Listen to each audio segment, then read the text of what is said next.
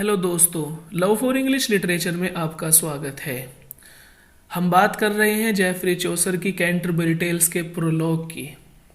इस पर ऑलरेडी हमने लेक्चर डिलीवर किए हुए हैं। अगर आप चाहते हैं कि आप शुरू से लाइन बाय लाइन और वर्ड टू वर्ड इस पूरे प्रोलॉग को समझें तो आप हमारी प्ले लिस्ट को विजिट कर सकते हैं। तो आइए बिना किसी देरी के शुरू करते हैं। हमने इसकी ऑलरेडी 308 लाइन डिस्कस कर ली हैं और आज 309 लाइन से हम इसको शुरू करेंगे। A sergeant of the law war and wise, ये कह रहे हैं कि a sergeant of the law के इन पिलग्रिम्स में एक सर्जेंट ऑफ द लॉ है, ठीक है। अ सर्जेंट ऑफ लॉ है वॉर एंड वाइज, जो काफी अक्लमंद और चौकस इंसान है।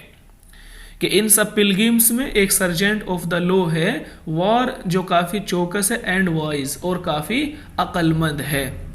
That often had been at the parvis, that often had been जो अक्सर रहता है, जो हमेशा रहा करता है, एट द प्रोवाइस यानी गिरजे के इहाते में।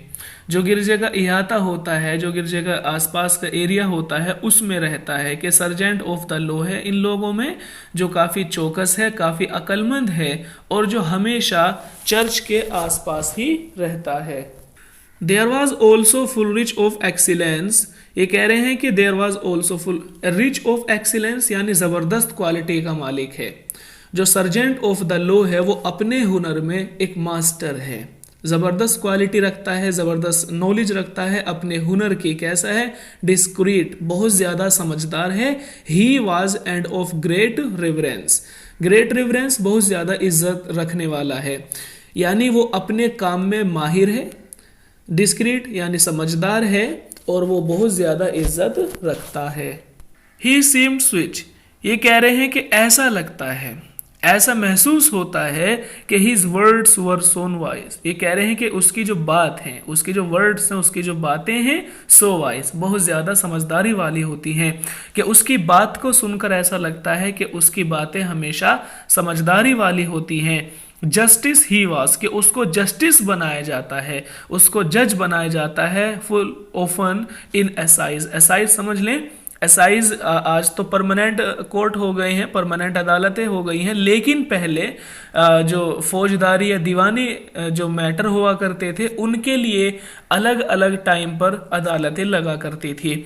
तो ये जो टेम्परेली कोर्ट लगते थे, अदालत लगती थी, तो उनमें एक टेम्परेली जज भी होगा। तो इस सर्जेंट ऑफ लॉ को उन अदालतों का एक टेम्परेली जज बना दिया जाता था। तो ये कह रहे हैं कि उसकी बात को सुनकर ऐसा लगता है कि उसकी बातें सारी समझदारी से भरी हुई हैं और अक्सर उसको टेम्परेरी अदालतों का जज भी बनाया जाता था।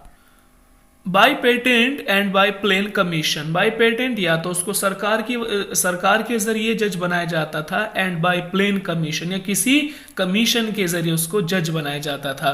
यानी जो ये कोर्ट थी इनका, इसको जज बनाया जाता था या तो सरकार की वजह से, सरकार उसको बना देती थी, एंड बाय प्लेन कमीशन या किसी कमीशन के द्वारा उसको जज बनाया जाता था।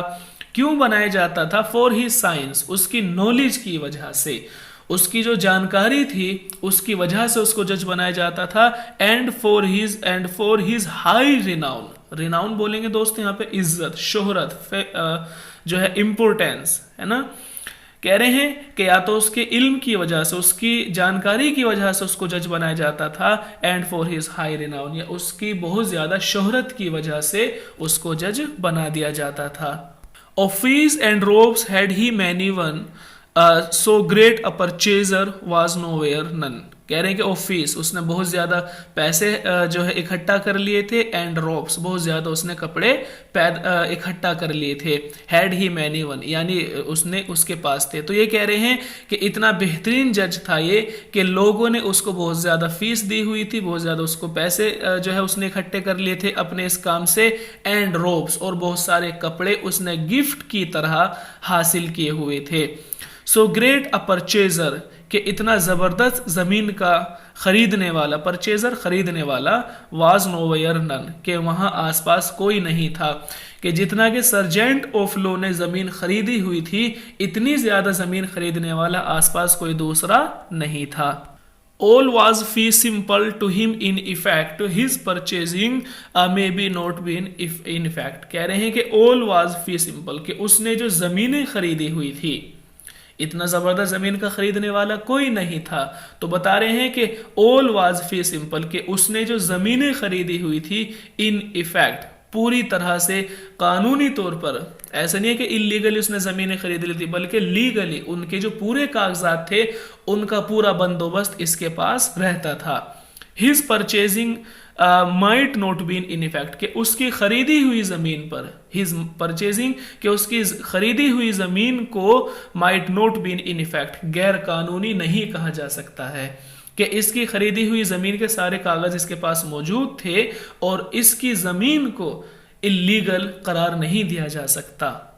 Nowhere so busy a man as he there was, ये कह रहे हैं कि उसके जितना बिजी आदमी वहां आसपास नहीं है। Nowhere, ये कह रहे हैं कि कोई उसके जितना बिजी आदमी कहीं नहीं है।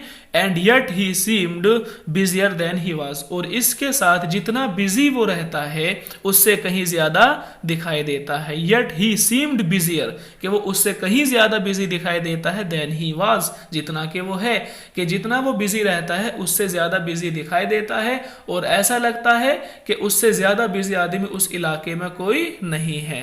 In terms had he case and dooms all, कि इन टर्म्स के उसको याद थे, है ना, कि उसको टर्म बाय टर्म, उसको स्टेप बाय स्टेप याद थे ही केसेस, जो केसेस हैं सारे केस उसको याद थे। एंड डूम्स, डूम्स माने फैसले, डिसीजन, कि उसको सारे डिसीजन, सारे फैसले, सारे केस उसको याद थे। और कैसे याद थे? स्टेप बाय स्टेप, यानी लफ्ज बाय लफ्ज उसको याद थे। और कौन से फैसले, कौन से case? That from the time of king William were fall, जो किंग विलियम के समय से चले आ रहे थे। जो मुकदमे, जो फैसले और जो केसेस किंग विलियम के टाइम से चले आ रहे थे, वो सारे के सारे हमारे सर्जेंट ऑफ लॉ को लाइन ब लाइन और वर्ड टू वर्ड याद हैं। Thereto he could indict and make a thing, कि जब वो कोई चीज इंडाइट यानी लिखता है, जब वो कानूनी कोई चीज लिखता है, क्योंकि वो वकील है, कि जब वो कानूनी दस्तावेज तैयार करता है एंड मेक अ थिंग, और उसको प्रॉपरली लिखता है, जब वो कानूनी दस्तावेज तैयार करता है तो वो उसको बेहतरीन करके लिखता है, इतना जबरदस्त करके वो कानूनी दस्तावेज तैयार करता है कि there could no wight pinch at his writing, कि उसके इस दस्तावेज में, उसके इस डॉक्यूमेंट में किसी तरह का कोई पिंच नहीं निकाल सकता, कि कोई भी आदमी उसके दस्तावेज में कोई कमी नहीं निकाल सकता। इतना जबरदस्त लिखता है वो किसी भी कानूनी दस्तावेज को। And every statue could he plain by rote, he rode but homely and in a medley coat. And every statue could he plain by rote, ये कह रहे हैं कि उसको यानी संविधान का, उसको कॉन्स्टिट्यूशन का जो हर लफ्ज व लाइफ उसको याद है, यानी उसको हर लाइन याद है अपने कॉन्स्टिट्यूशन की। ये लाइन पीछे भी आ चुकी है कि वो अपने संविधान को, इंग्लैंड के संविधान को लाइन ब लाइन वो पढ़कर सुना सकता है। ही रोड, कि वो घुड़सवारी करता है, किस पर है? वो घुड़सवारी कर सकता है, but homely in a middle coat, लेकिन उसका जो कोट है वो कैसा है? मेडली, मेडली माने साधा, ठीक है, कि उसका जो कोट है वो बिल्कुल सादा है और रंग बिरंगा है। इसके बारे में 2 लाइन देख लें कि वो अपने संविधान की, अपने कानून की लाइन ब लाइन पढ़कर सुना सकता है, वो घोड़े पर सवार है और उसका जो कोट है वो कैसा है? रंग बिरंगा है और सादा है। Gird with a ceint of silk with bars small, gird माने दोस्तों लपेटना या बांधना, कि उसने बांधा हुआ है अ सेंट ऑफ सिल्क, रेशमीन कमरबंद। सेंट होता है जो बेल्ट होती है, आप उसको कमरबंद पहले कपड़ों में बांधा करते थे ऊपर से, तो उसने एक रेशमीन जो कमरबंद है, एक पेटी टाइप है, उसने बांधी हुई है विद बेयर्स स्मॉल, जो कि छोटी धारियों वाला है। ऑफिस एरे, कि उसके लिबास के बारे में, उसकी ड्रेस के बारे में, tell I no longer tell, कि मैं तुम्हें ज्यादा नहीं बताऊंगा। उसकी ड्रेस के बारे में तो ज्यादा नहीं बताऊंगा, लेकिन हाँ उसने एक रेशमीन जो पेटी है उसको अपने ऊपर बांधा हुआ है, जिस पर के छोटी छोटी धारियां हैं। तो दोस्तों यहाँ पर सर्जेंट ऑफ लॉ तो पूरा हो गया है। नेक्स्ट कैरेक्टर शुरू होता है फ्रैंकलिन का, इसको जानते हैं। अब Franklin was in his company, ये कह रहे हैं कि इनके साथ में, इनकी कंपनी में एक फ्रैंकलिन भी है। फ्रैंकलिन बोलते हैं दोस्तों जो जमींदार होते हैं ना, लैंडलॉर्ड जिस तरह के होते हैं, तो इंग्लैंड में उनको फ्रैंकलिन कहा कि इनके साथ में एक फ्रैंकलिन भी है, यानी एक जमींदार आदमी भी है। वाइट हिज बियर्ड, कि उसकी दाढ़ी कैसी है, वाइट है, उसकी दाढ़ी सफेद है, उसकी दाढ़ी सफेद है। कितनी सफेद है, एज इज द डेजी, और इतनी सफेद है जैसे कि डेजी का फूल। कि इन लोगों के साथ में एक फ्रैंकलिन भी है जिसकी दाढ़ी इतनी सफेद है जितना डेजी का फूल। Of his complexion he was sanguine, sanguine बोलते हैं दोस्तों रेड, जो थोड़ा सुर्ख होते हैं, इस तरह से कि उसका जो कॉम्प्लेक्शन है, उसका जो कलर है वो कैसा है, सुर्ख है, यानी वो रेड रेड सा दिखाई देता है। Well loved he by the morrow a sop in wine, sop बोलते हैं दोस्तों जो रोटी के छोटे छोटे टुकड़े होते हैं, और मोरो यानी मॉर्निंग। तो well loved he by the morning, उसको पसंद है कि सुबह के समय असोप इन वाइन, के शराब में रोटी के भीगे हुए टुकड़े उसको दिए जाएं। कि फ्रैंकलिन का जो कलर है वो रेड है, और उसको ये बात पसंद है कि उसको सुबह सुबह शराब में भीगी हुई रोटी दी जाए। To live in delight was ever his one, ये कह रहे हैं यहाँ पे डिलाइट है और ये एवर, कि वो हमेशा, टू लिव वो हमेशा रहना पसंद करता था, इन डिलाइट खुशी खुशी, कि वो हमेशा खुशी खुशी रहना पसंद करता था।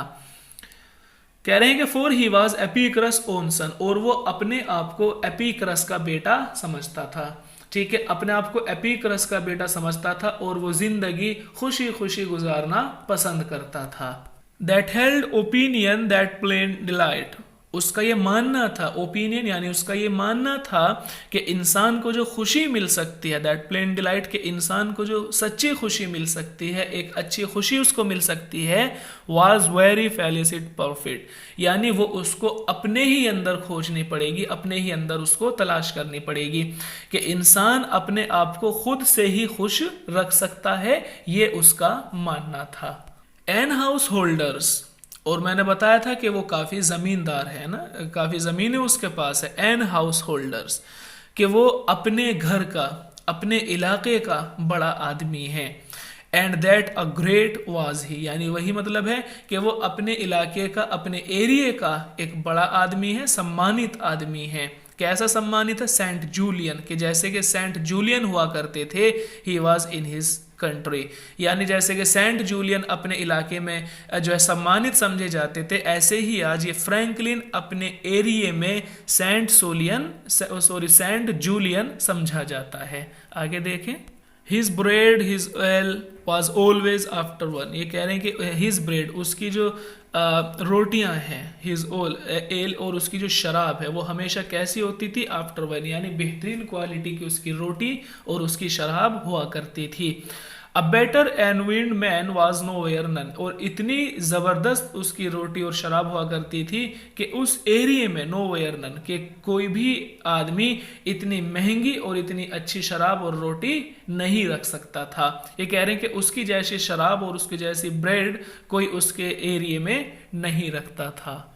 Without bake meat was never his house, without bake meat यानी बिना भुने हुए गोश्त का, वाज नेवर हिज हाउस, उसका घर कभी नहीं रहा, यानी कभी ऐसा नहीं हुआ कि उसके घर में भुना हुआ गोश्त ना हो।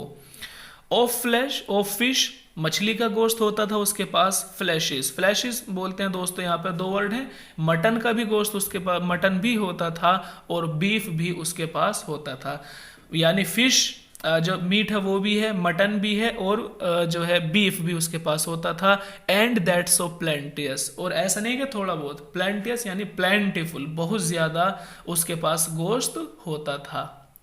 आगे देखें, it snowed in his house of meat and drink, कि उसके घर में महफिल सजती थी। स्नोड उसके घर में महफिल सजा करती थी, ऑफ मीट गोश्त की, एंड ड्रिंक और शबाब की, यानी उसके यहाँ पर हमेशा शबाब और कबाब दोनों की महफिल सजा करती थी। शराब भी काफ़ी होती थी और कबाब यानी गोश्त भी काफ़ी मात्रा में हुआ करता था। ऑफ ओल्ड डेंटिस वो हर वो खाने की चीज़ दैट मैन कुड थिंक, जिसके बारे में एक आम आदमी सिर्फ सोच ही सकता है, कि जिसके बारे में एक आदमी सिर्फ सोच ही सकता है, उन बेहतरीन खाने की चीज़ों की फ्रैंकलिन के घर पर हमेशा महफिल सजा करती थी। After the sundry season of the year, sundry different आता है कि साल के अलग अलग सीजन के हिसाब से, अलग अलग मौसम के हिसाब से सो चेंज्ड, वो चेंज कर लिया करता था हिज मीट एंड सोपर, अपने गोश्त को और अपने शाम के खाने को, या सपर यानी जो डिनर है, जो उसका डिनर है, जो उसका गोश्त है, वो उसको चेंज कर लिया करता था साल के मौसम के हिसाब से। Full many a fat partridge had he in mew, mew माने दड़बा, कि उसके दड़बे में, ही इन म्यू कि उसके दड़बे में रहते थे फैट पैट्रिच यानी मोटे ताजे तीतर, कि उसके दड़बे में हमेशा मोटे ताजे तीतर रहते थे। एंड मैनी अ ब्रीम, ये दो दोस्तों ब्रीम और ल्यूस, ये मछलियों की वैरायटी हैं, और स्टू माने तालाब, और उसके तालाब में ब्रेम और ल्यूस मछली भी बहुत ज़्यादा रहा करती थी। ये दोनों यानी जो तीतर हैं, तीतर काफ़ी कॉस्टली होते हैं, और ये जो दो वैरायटी हैं फिश की, ये भी काफ़ी कॉस्टली मानी जाती हैं, कि उसके दड़बे में हमेशा बहुत ज़्यादा मोटे तीतर मौजूद रहते थे, और उसके तालाब में ब्रीम और ल्यूस जैसी मछलियाँ भी ज़्यादा तादाद में पाई जाती थी।